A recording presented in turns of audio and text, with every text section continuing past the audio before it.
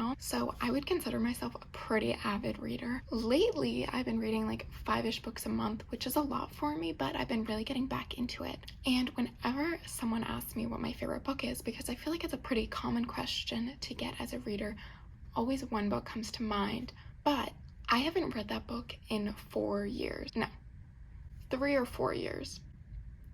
Maybe, scratch that, it probably is a lot less than that, but it feels like it's been a long time because I feel like I've grown a lot as a reader since then. Read a lot of books, explored more genres, maybe got a little bit more picky with the books I'm reading, but I still do think that reading should just be like entertaining and fun most of all. If the writing is like really bad and if there are huge plot holes, I find it harder to enjoy a story now than I did back then. With that being said, I thought it would be fun to do a little challenge for myself to reread what I consider to be my favorite book and see if it still is my favorite book after this, and see if I love it and enjoy it as much as I did with that first read, because I've only read it once before. I'm in the mood to reread it and I want to film this video. I think that the stars have aligned and we're finally gonna do it. What I consider to be my favorite book is The House in the Cerulean Sea by T.J. Klune.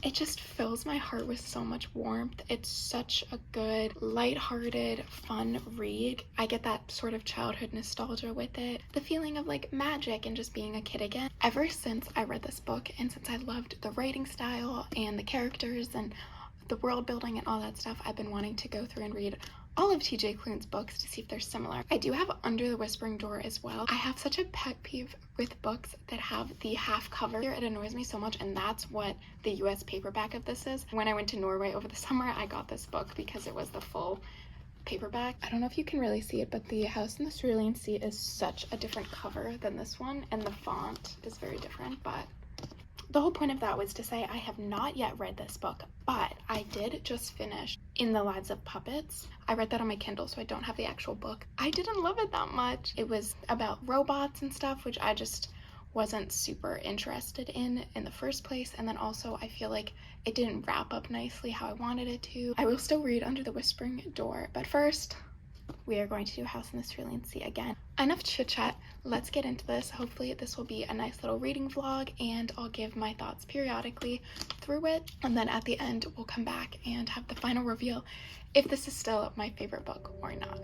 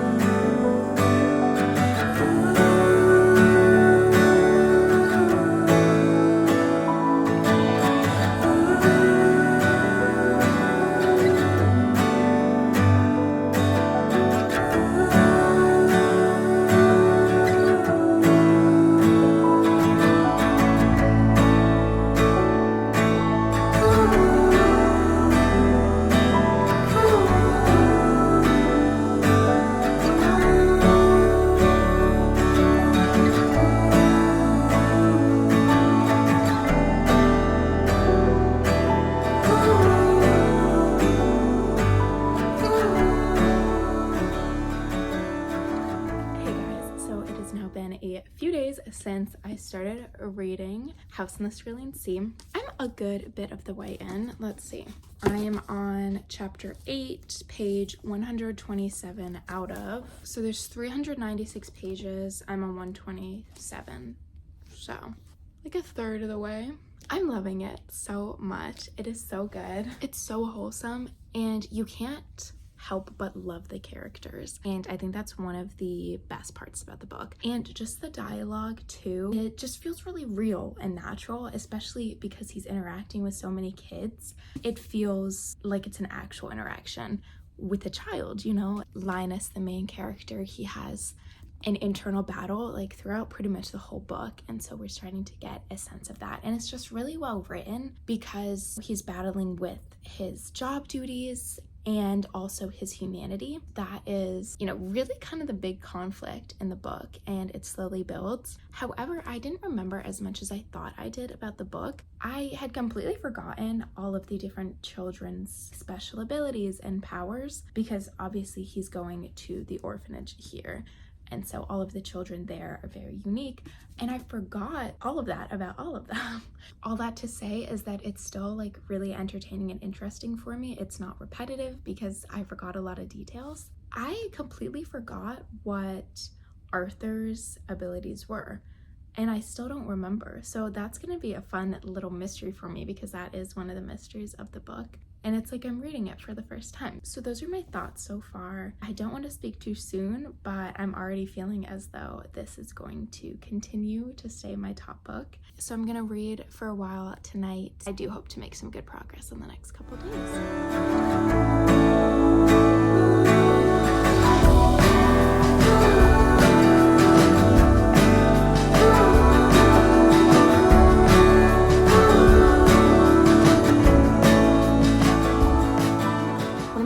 The book is when Linus is having an internal dialogue, like battle with himself, like trying to convince himself that like the reason he's doing it isn't to get closer to this person, or definitely isn't for that, because I'm like, yes it is. I love how intrigued he is by Arthur, but he's trying to convince himself that he isn't, and that it's just like whatever, it's cool. He's just so funny to me. So anyways, quick little interlude. Now let's read some more.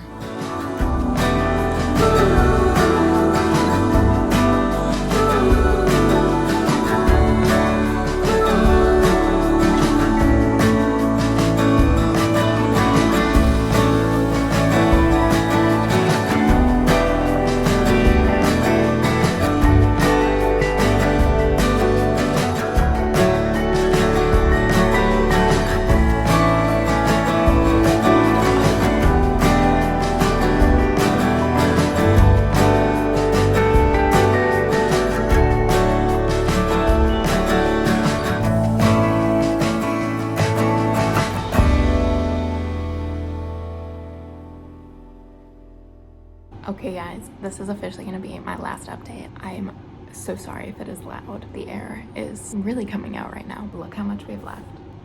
You can't even see it, like 20 pages exactly. I'm so excited. I'm so ready for the end, because the end is kind of the best part. Let's do it.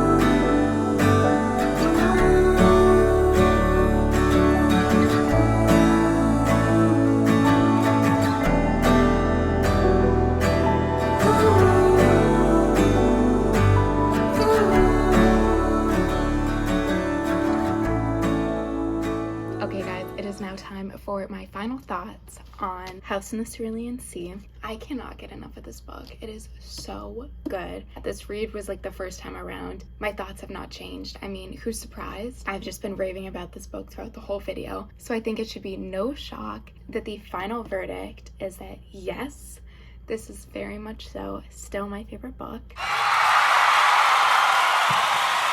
I know the anticipation must have been building. The ending in the epilogue is so good. And I was realizing as I was reading it that there's a second book coming out. There's a sequel coming out in a few months, which has just like made me so much more excited for, because as much as it wraps up so well, like no notes, love it so much, I want to know more about what happens. I want to hear more stories. I want to see what happens to them. All these characters will hold such a special place in my heart, and I just want to see more of them and more of their interactions and see them grow up and how these relationships develop and things like that. I will like immediately pre-order it after this. I'm very curious to see what it will follow. I don't know if there's a synopsis out yet. If there is, I'll definitely read that. I love this book so much.